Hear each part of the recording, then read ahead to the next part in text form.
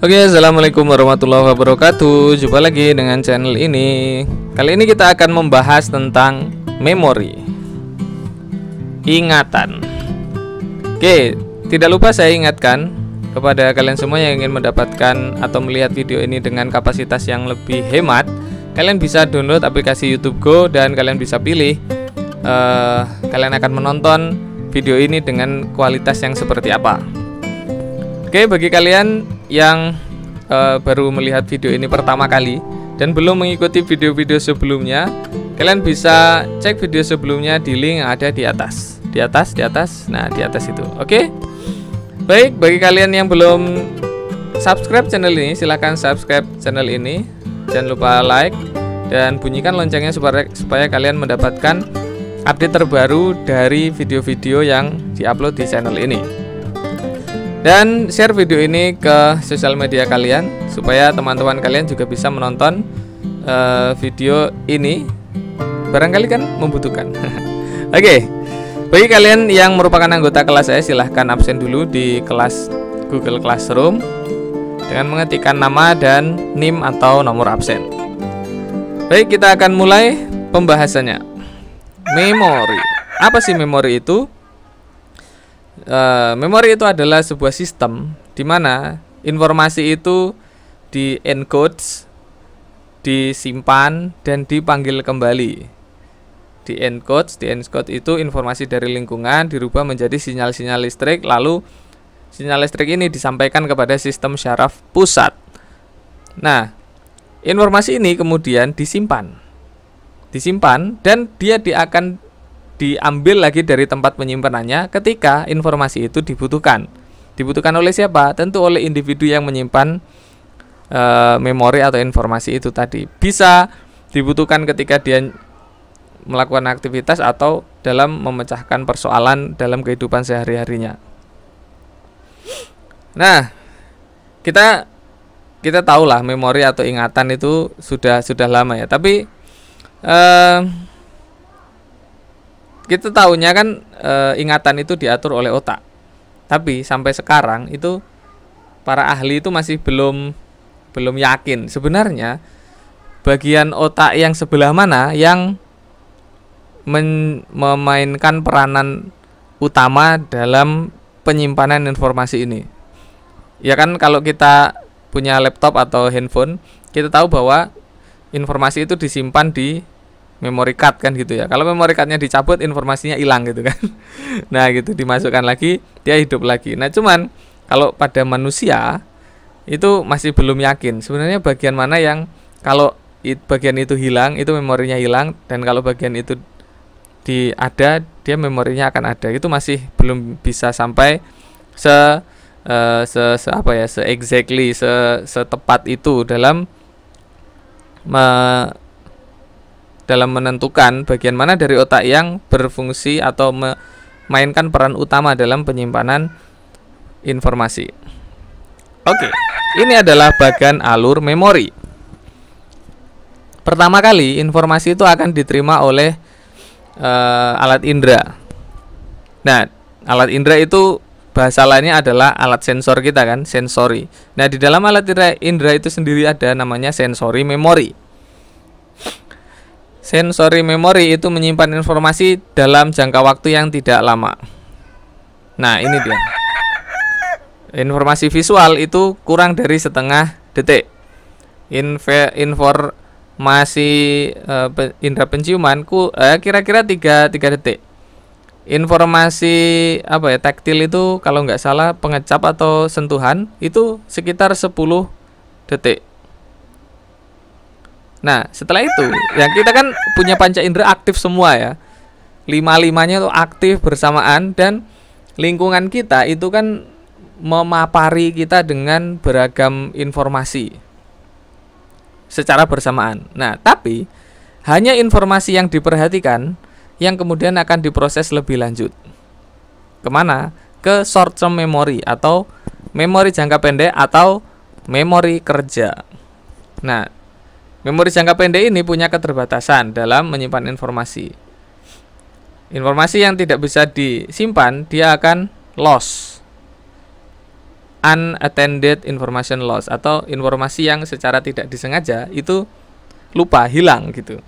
Hanya informasi yang kemudian di maintenance rehearsal atau diulang-ulang, yang kemudian akan diproses lebih jauh lagi, dia akan disimpan ke mana?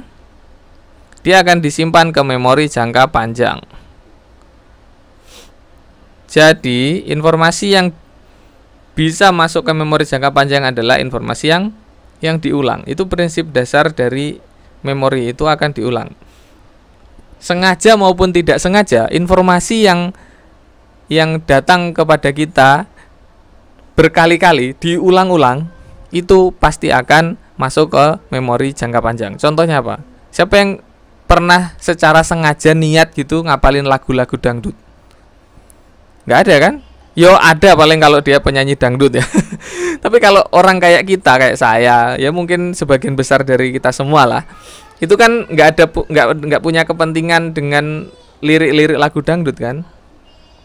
Bahkan bisa jadi kita juga tidak suka dengan lagu dangdut, tapi ya unfortunately kita kemudian hafal. Kenapa? Ya karena ketika lihat TV itu diputar lagu itu, ketika lihat status WA-nya teman dia posting lagu itu, ketika lihat Facebook diputar lagi lagu itu, lihat YouTube ya itu lagi lagunya yang diputar. Akhirnya kita terpapar informasi tentang itu berkali-kali. Tanpa kita sengaja, kita kemudian bisa hafal.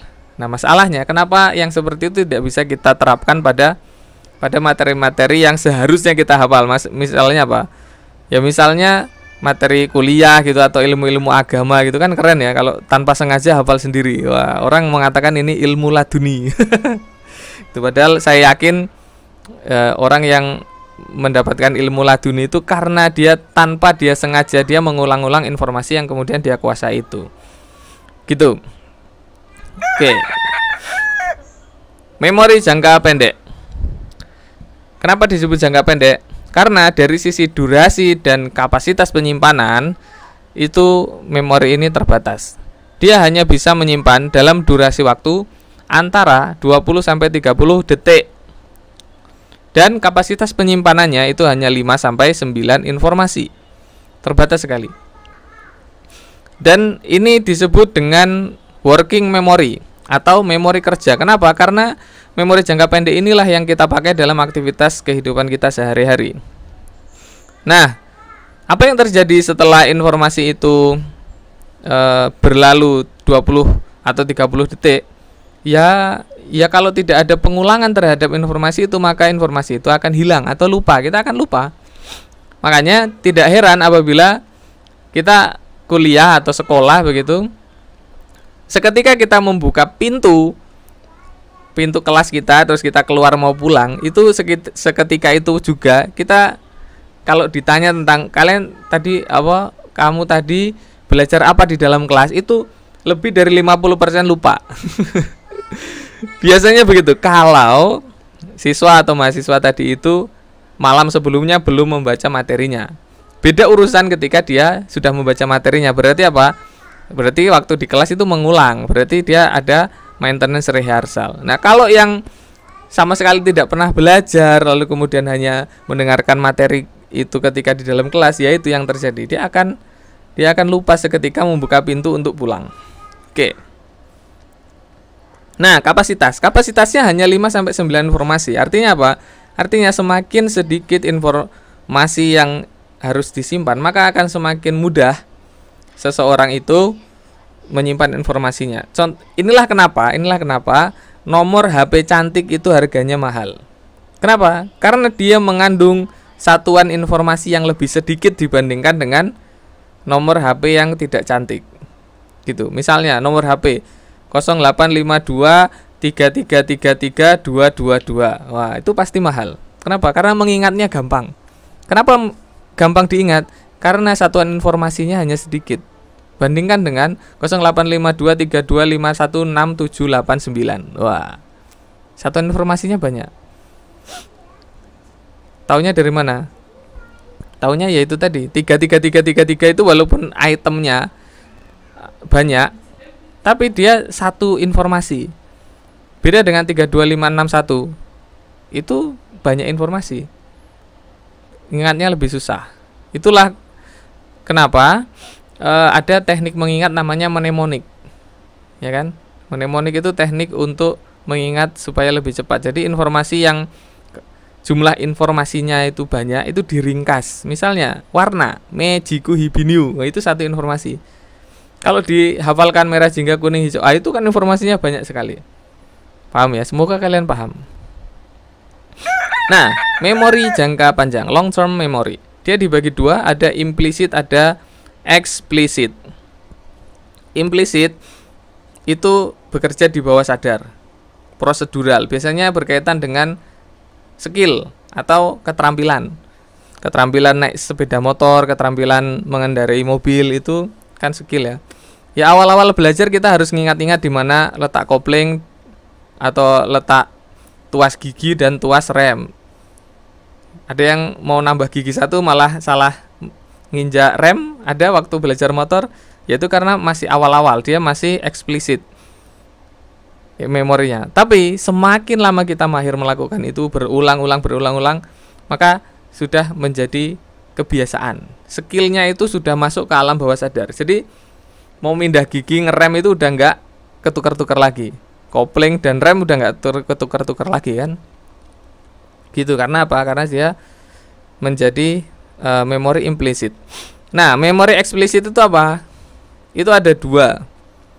Dia bagian dari kesadaran. Jadi sadar, kalau mengingat-ingatnya itu sadar. Dia dibagi dua, ada episodik, ada semantik.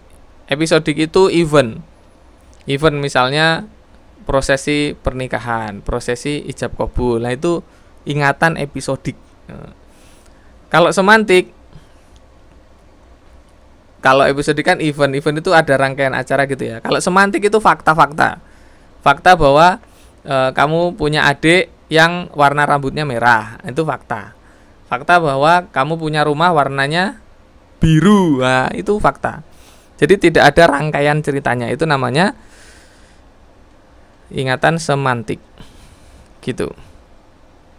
Oke, kemudian retrieval. Jadi informasi kan tadi yang memori itu pengertiannya adalah bagaimana informasi di encoding, dirubah jadi sinyal-sinyal listrik, lalu kemudian di storage atau disimpan dan dipanggil kembali, diingat-ingat kembali. Nah, proses mengingat kembali itu disebut dengan retrieval. Memanggil informasi dari memori jangka panjang dipanggil ke memori jangka pendek untuk digunakan dalam aktivitas individu. Nah, proses pemanggilan ini itu ada dua. Yang pertama adalah recall dan yang kedua adalah recognition. Recall itu memanggil informasi secara utuh. Misalnya apa? Seperti kalau kalian mengerjakan soal esai, sebutkan macam-macam memori. Wah, nggak ada pilihannya. Ya udah, kita ingat-ingat utuh dari memori kita. Yang kedua adalah recognition. Recognition itu mengenali kembali. Contohnya ketika mengerjakan soal pilihan ganda, kalian tinggal membaca pilihan-pilihan yang sudah disediakan, mana yang cocok dengan ingatan kalian, ya kan? Berarti tinggal recognition gitu. Oke, berbicara tentang memori berarti kita juga akan berbicara tentang lupa. Musuh dari ingat adalah lupa, dan manusia adalah tempatnya salah dan lupa. Nah, ini adalah teori-teori tentang lupa. Yang pertama adalah decay teori. Kita mulai dari yang paling kanan. Decay teori. Apa itu decay teori? Ya adalah lupa karena ingatannya itu apa ya? Decay itu kalau nggak salah membusuk. Karena apa? Karena waktunya penyimpanan disimpan terlalu lama. Karena tidak pernah dipakai. Sehingga dia decay. Contohnya apa? Contohnya misalnya kalian punya hafalan Al-Quran, tapi karena nggak pernah dimurojaah, lama-lama lupa. Nah, itu decay teori. Terjadi karena fade itu apa ya? Fade itu yang awalnya jelas menjadi semakin kabur-kabur, buram-buram, dan akhirnya hilang gitu loh. Itu fade. Apa bahasa Indonesianya, lupa saya. Oke, yang kedua adalah motivated forgetting. Jadi lupa karena memang ingin lupa. Misalnya kalian melupakan siapa? Lah itu karena lupanya disengaja. Terus yang ketiga, interference theory. Jadi ini lupa terjadi karena adanya proses interferensi. Jadi informasi yang disimpan di dalam memori jangka panjang itu saling menumpuk satu sama lain. Sehingga ketika mau mengingat satu informasi, dia akan ketumpuan sama informasi yang satunya lagi. Jadi kita tidak bisa memanggil informasi itu. Itu interference theory. Terus yang terakhir adalah retrieval failure atau kegagalan memanggil. Kenapa? Karena kurangnya tanda-tanda atau cues. Misalnya apa? Misalnya kita ketemu sama teman yang lama.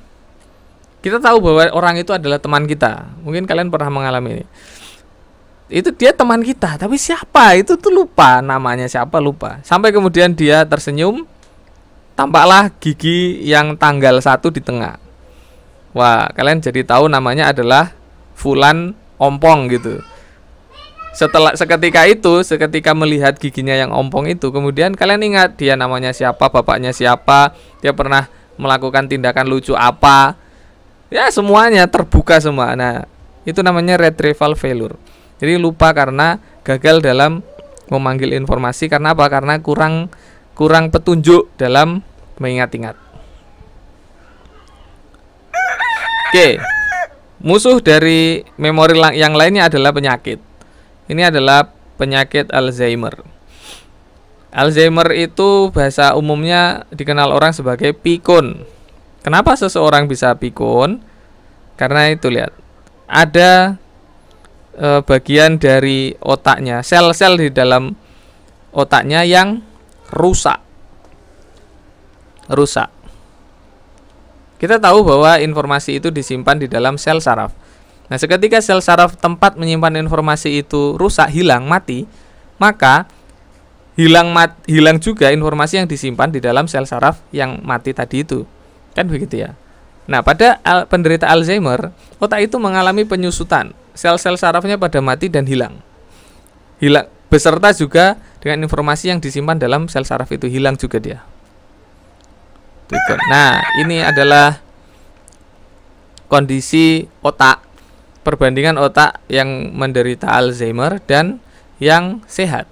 Yang sebelah kiri ini otak sehat, besar kan? Ini penderita Alzheimer, menyusut seperti itu. Ya, semoga kita semua memiliki otak yang sehat sampai seterusnya ya. Oke, itu dia. Oke, sudah selesai. Silahkan bagi kalian yang penasaran, kenapa orang bisa Alzheimer, Pak? Cara menyembuhkannya gimana, Pak? Bisa disebutkan. Itu tugas bagi kalian untuk mencari di sumber-sumber yang bisa kalian akses. Baik, sekian dulu video kita kali ini. Semoga kalian bisa memahami dengan mudah melalui video ini. Bagi yang masih kesulitan memahami, silahkan ditonton lagi video ini dari awal. Dan terima kasih sudah menonton. Wassalamualaikum warahmatullahi wabarakatuh.